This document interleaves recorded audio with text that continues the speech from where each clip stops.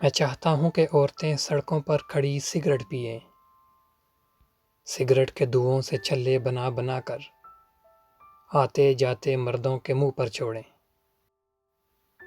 میں چاہتا ہوں عورتیں پان کھائیں، گٹکا کھائیں اور بے پرواہ ہو کر تھوکیں، سڑکوں اور دیواروں کو اپنی تھوک سے سرخ کر دیں۔ وہ پان کی دکانوں پر بیٹھیں اور ہر آنے جانے والے کو تاڑیں۔ میں چاہتا ہوں کہ عورتیں باتیں کریں کہ فلاں آدمی کا بیٹا بڑا حرامی ہے۔ میں چاہتا ہوں کہ عورتیں مردوں کے چال چلن اور کردار پر باتیں کریں کہ فلاں سالہ لوز کریکٹر کا ہے، سالے کی پتلون کی زپ ہمیشہ نظر آتی رہتی ہے۔ میں چاہتا ہوں کہ عورتیں بیت الخلاء جائیں اور وہاں ویسے ہی بدی گالیاں لکھیں جیسے مرد لکھتے ہیں۔ میں چاہتا ہوں کہ عورتیں بھی مردوں کو بدنام کریں اور باتھ روم میں لڑکوں کا نام لکھیں اور ساتھ یہ بھی لکھیں کہ یہ سالہ ایک رات کا اتنا لیتا ہے۔ میں چاہتا ہوں کہ عورتیں باتیں کریں کہ فلاں آدمی کا داماد کا پہلے کسی لڑکی کے ساتھ چکر تھا اور شادی سے پہلے ہی ورجینٹی لوز کر دی ہوگی۔ میں چاہتا ہوں کہ عورتیں بھی موٹی موٹی گالیاں دیں باپ کی، بھائی کی، بیٹے کی، یا ایسی ہی کوئی گندی گالی جو مرد کی مردانگی پر ضرب ہو۔ میں چاہتا ہوں کہ عورتیں بھی بیت الخلاء جانے والے مردوں کو سیٹی ماریں۔ میرے شہر کے معززین کو میرے شہر کی طوائفوں سے بہتر کوئی نہیں جانتا۔ میں یہ سب چاہتا ہوں لیکن ایسا ممکن نہیں ہے کیونکہ عورتیں ایسا نہیں کریں گی۔ عورتیں مردوں کی طرح گھٹیا اور غلیظ نہیں ہیں۔ پاکیزہ رشتے تو نفرت کے ہوتے ہیں، محبت میں تو بس کپڑے اترتے ہیں۔ میں جسمانی لذتوں کو عشق کے جذبے کا محرک سمجھتا ہوں۔ کچھ لوگ محبوب کے ہونٹوں کو اس طرح چومتے ہیں کہ جیسے تربوز کھا رہے ہوں۔ میں عشق کے بارے میں سوچتا ہوں تو صرف شہوانیت ہی نظر آتی ہے۔ عورت کو شہوانیت سے الگ کر کے دیکھتا ہوں تو صرف پتھر کی مورت رہ جاتی ہے۔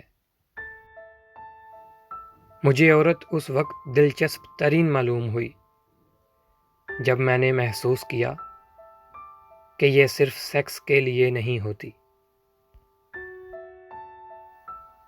عورت کو ڈر ہر مرد سے لگتا ہے سوائے اس مرد کے جو اسے پسند آ جائے، پھر ہوا وہ شرابی ہی کیوں نہ ہو۔ عورت سے عشق و محبت کا واحد مقصد صرف جسمانی لذت ہوتا ہے۔ جس نیت سے رنڈی برقع پہنتی ہے، کچھ مرد بالکل اسی نیت سے داڑھی رکھ لیتے ہیں۔ محبت سیکس کا دوسرا نام ہے۔ جس معاشرے میں 4 سال کی معصوم بچی کے ساتھ زیادتی کرنے کے بعد زندہ جلا دیا جاتا ہے، وہاں طوائف کا وجود ایک نعمت ہے۔ سچ پوچھئے تو فی زمانہ مرد و عورت کو پیار ہوتا ہی جنسی ہے۔ جب عاشق کے پاس الفاظ ختم ہو جاتے ہیں تو وہ چومنا شروع کر دیتا ہے۔ وہ عورت جو ایک بالکل اجنبی آدمی کو اپنی انگیا یعنی برا کا صحیح سائز بتا دے، دھوکے باز ہرگز نہیں ہو سکتی۔ بیٹی کوئی پیدا نہیں کرنا چاہتا، لیکن بستر پر سارے مرد عورت چاہتے ہیں۔ کوئی لڑکی کسی مرد سے محبت کرے تو ضروری نہیں کہ وہ بد کردار ہو۔ میرے الفاظ گندے نہیں، تمہاری سوچ گندی ہے۔ میرے الفاظ صرف ننگے ہیں۔ ایک طوائف کا مطلب اگر پیسے لے کر عزت کا سودا کرنا ہے تو پورا ملک رنڈی کا کوٹھا ہے۔ معذرت، میں قلم کو کانڈوم پہنانے کا قائل نہیں۔ مردوں کو رنڈیوں کے پاس جانے کی کھلی اجازت ہے، لیکن مجھے رنڈیوں کے بارے میں لکھنے کی نہیں۔ کیوں نہیں؟ مرد ہمیشہ اس عورت سے محبت کرتا ہے جو حقیقت میں محبت کیے جانے کے قابل نہیں ہوتی۔ مجبوریوں کے نام پر چھوڑ جانا عورت کی فطرت ہے۔ اگر یہ معاشرہ کوٹھوں پر جانے والے بے غیرت اور شہوانیت سے بھرے مرد پیدا کر سکتا ہے تو اس معاشرے سے ایک رنڈی پیدا کرنے پر حیرانگی کیوں؟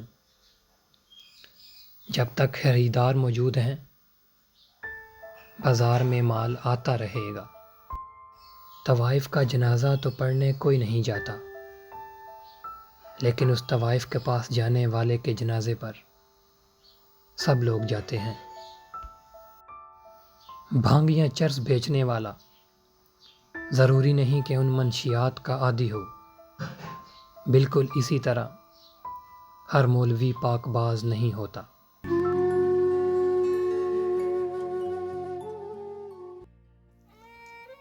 وہ کیا تغیرات کے سانچے میں ڈھل گئے، ہم بھی کچھ اور ہو گئے، ہم بھی بدل گئے۔ کس انجمن سے داد طلب ہوں وہ کم نصیب، کس انجمن سے داد طلب ہوں وہ کم نصیب، جو شام نارسی کے اندھیروں میں جل گئے۔ ہے زاد رائے عشق انہی قافلوں کی یاد،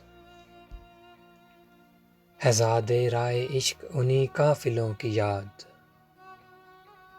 جو زندگی کی دوڑ میں آگے نکل گئے۔ اے جان نغمگی انہیں اب یاد بھی نہ کر، اے جان نغمگی انہیں اب یاد بھی نہ کر، وہ راگ آگ ہو گئے، وہ ہونٹ جل گئے۔ لفظ وفا سے اب وہ تاثر نہ کر قبول، لفظ وفا سے اب وہ تاثر نہ کر قبول، اس عام فہم لفظ کے معنی بدل گئے۔ وہ کیا تغیرات کے سانچے میں ڈھل گئے، ہم بھی کچھ اور ہو گئے، ہم بھی بدل گئے۔